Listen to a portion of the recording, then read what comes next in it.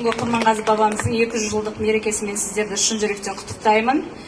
Және де сіздерге орындап бергелі отырған Сыр елінің қызымын, Сыр елі жыр елінен Нұртуған шайырдың сәлемдесу мақсатында шығарған «Қанекей тілім сөйлеші» атты термесін қабыл алыңыздар.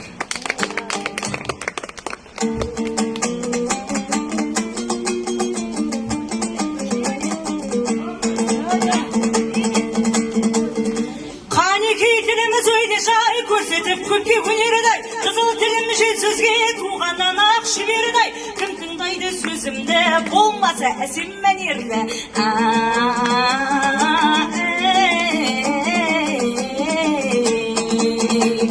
Баса бұлды болады, болса жігіт өнерлі.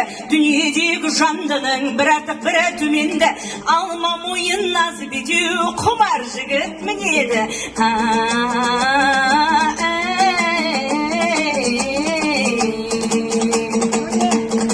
Аруана шалғирақ бірденде бірге женеді. Балдағы алтын ақ үйрек ертеңде ерге келеді. Қара жал құлан ақ шұбар су тұнығын біледі.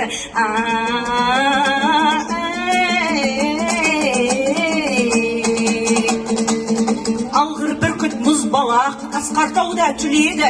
Алтайы қызыл ақтамақ қияшында жүреді. Жігіттің арадық абзалы бір Аллаға сенеді.